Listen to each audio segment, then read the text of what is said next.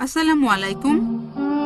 এখানে একজন বোন জানতে চাচ্ছেন হানাফি এবং শাফিদের নামাজের নিয়মে কি পার্থক্য। বোন, আপনি প্রশ্ন করলেন যে নামাজ পড়ার নিয়মটা শাফি আর হানাফির ক্ষেত্রে এক কিনা। আমাদের নবীজি মুহাম্মদ সাল্লাল্লাহু আলাইহি ওয়াসাল্লাম বলেছেন, এটা আছে সহিহ বুখারীতে খণ্ড নম্বর 1। নবীজি বলেছেন, নামাজ পড়ো যেভাবে আমাকে পড়তে দেখেছো।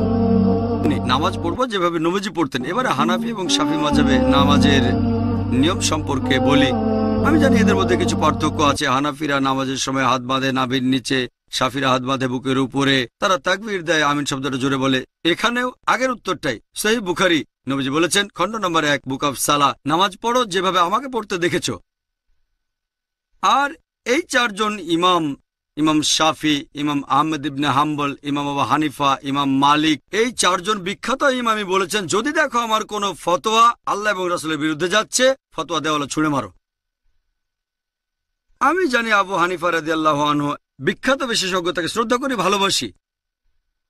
মানুষে বলে যে তিনি বলেছেন, যখন তোমরা নামাজ পড়বে নাভির নিচে হাত বাঁধবে। আবু দাউদে একটা হাদিস আছে, আবু দাউদ খণ্ড নম্বর 1 বুক অফ সালাহ, বলা হয়েছে নবীজি নামাজের সময় নাভির নিচে হাত বাঁধতেন। তবে এটা জয়ীফ হাদিস। ঠিক এর পরের হাদিসটাই বলছে, যেটা সহিহ হাদিস, যে নবীজি হাত বাঁধতেন নাভির উপরে। আরো সহিহ হাদিস আছে সহিহ ইবনে খুজাইমা, যেটা বলছে নবীজি হাত বাঁধতেন বুকের উপরে। সহিহ হাদিস যখন বলছে নবীজি বুকের উপর হাত বাঁধতেন, নাভির নিচের হাদিসটা জয়ীফ। তাহলে নামাজ পড়ার সঠিক নিয়ম বুকের উপর হাত বাঁধা। তার মানে এই না যে ইমাম শাফির সব কথা ঠিক অথবা ইমাম আবু হানিফা তারা দুজনেই শান্তিতে থাকুন, তিনি ভুল। এরা সবাই বিখ্যাত বিশেষজ্ঞ, তাদের শ্রদ্ধা করি, তারা মহান আলেম। তবে আমরা বুঝতে পারছি না যে সেই সময়ে সব হাদিসই লিপিবদ্ধ হয়নি। আমাদের নবীজির জীবদ্দশায় কোরআন লিপিবদ্ধ হয়েছিল, এটা নিয়ে কোনো সন্দেহ নেই, নবীজির নিজস্ব তত্ত্বাবধানে। তবে হাদিস লিপিবদ্ধ করা হয়েছে নবীজির ইন্তেকালের 50 বছর পর, 100 বছর পর বা 150 বছর পরে। এই বিশেষজ্ঞগণ অনেক আগে এসেছেন। আর যেহেতু তাদের কাছে সবগুলো সহিহ হাদিস ছিল না, তারা তখন যে ফতোয়া দিয়েছেন সেগুলো তাদের তখনকার জ্ঞানের ভিত্তিতে। আমি বলবো না ইমাম আবু হানিফা রাদিয়াল্লাহু আনহু ভুল করেছেন, আমি বলবো এই সহিহ হাদিসটা ওনার কাছে পৌঁছায়নি। হতে পারে যে জয়ীফ হাদিসটা তার কাছে পৌঁছেছিল, আর সেজন্য তিনি বলেছেন হাত বাঁধবে নাভির নিচে। সহিহ হাদিস হয়তো ইমাম শাফির কাছে পৌঁছেছিল, তিনি বললেন হাত বাঁধবে বুকের উপরে। আবারও সহিহ বুখারী বলছে খণ্ড নম্বর 1 বুক অফ সালাহ, যে তাকবীর দিতে হবে। তাকবীর নবীজি বলেছেন, এমন না যে ইমাম শাফি বলেছেন তাই আমি এটা মেনে চলছি, কারণ আমার নবীজি বলেছেন। তারপর অজুর বেলায় কোরআনে একটা আয়াত আছে, সূরা মাইদা অধ্যায় নম্বর 5, বলা হয়েছে কোন মহিলাকে স্পর্শ করলে অজু ভেঙে যায়। আরবি শব্দটা মাসা, মূল শব্দ লামাসা, মানে স্পর্শ করা। ইমাম শাফি রাদিয়াল্লাহু আনহুর মতে তিনি বলেছেন কোন মহিলাকে স্পর্শ করলে অজু ভেঙে যায়। ইমাম আবু হানিফা বলেছেন যদি কোনো মহিলাকে স্পর্শ করে কোনো পুরুষ অজু অবস্থায়, তাহলে অজু ভাঙে না। এখন কোরআনে আরবি শব্দটা হচ্ছে লামাসা, মহিলাকে স্পর্শ করলে অজু ভেঙে যায়। তবে মাসা শব্দটার অর্থ দুটো, একটা হচ্ছে সহবাস করা, আরেকটা হচ্ছে স্পর্শ করা। ইমাম শাফি রাদিয়াল্লাহু আনহু তিনি বলেছেন এটা স্পর্শ করা। ইমাম আবু হানিফা তিনি ধরে নিয়েছেন সহবাস করা। এখানে তাদের মতটা আলাদা। তবে যদি সুন্নান আবু দাউদ পড়েন খণ্ড নম্বর 1, এখানে বলা হয়েছে যে হযরত আয়েশা রাদিয়াল্লাহু আনহা নবীজি অজু থাকা অবস্থায় তাকে চুমু দিলেন, তারপর নবীজি আবার অজু না করে নামাজ পড়তে চলে গেলেন। আরেকটা হাদিস আছে সহিহ বুখারীতে বুক অফ সালাহ খণ্ড নম্বর 1, হযরত আয়েশা ঘুমাচ্ছিলেন, নবীজি তার পা সরিয়ে নামাজ পড়লেন। এটাই প্রমাণ করে যে স্পর্শ করলে অজু ভেঙে যায় না। এখানে আবু হানিফা রাদিয়াল্লাহু আনহু ঠিক বলেছেন, আর ইমাম শাফি, আমি বলবো না তিনি ভুল করেছেন ইচ্ছাকৃতভাবে, হাদিসটা ওনার কাছে পৌঁছায়নি। সবাই বিখ্যাত বিশেষজ্ঞ, আর তারা বলেছেন দেখো যদি আমার কোনো ফতোয়া আল্লাহ এবং রাসূলের বিরুদ্ধে যাচ্ছে, তোমরা আমার ফতোয়া দেওয়ালে ছুঁড়ে মারো। আমি তাই বলবো, আমি একজন পাক্কা হানাফি।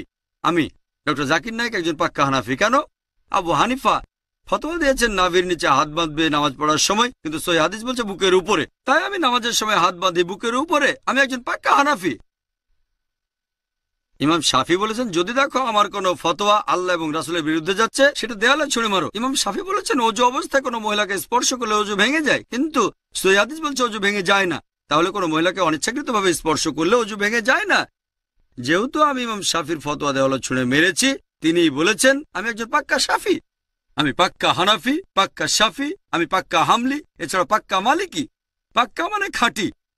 আমি মেনে চলি 100%, অন্যরা মানে হয়তো 80 বা 90%, অথবা আবু হানিফার 60%। আমি পুরোপুরি মেনে চলি। এই চারজন ইমামই বলেছেন যদি দেখো আমার কোনো ফতোয়া আল্লাহ এবং রাসূলের বিরুদ্ধে যাচ্ছে, ফতোয়া দেওয়ালে ছুঁড়ে মারো। এই চারজন ইমামই বিখ্যাত বিশেষজ্ঞ, তাদের শ্রদ্ধা করি। তবে আমাদের বুঝতে হবে সব হাদিস তখনও লিপিবদ্ধ হয়নি। এখন সবকিছু আমাদের হাতের নাগালে, সিডি রোমে পাবেন, বইয়ে পাবেন, অ্যাভেলেবল। তখনকার দিনে ছিল পর্যাপ্ত তথ্যের অভাব। যেমন ধরেন, আমার ভাই একজন ডাক্তার আর কোপার্নিকাস একজন বিখ্যাত বিজ্ঞানী ছিলেন।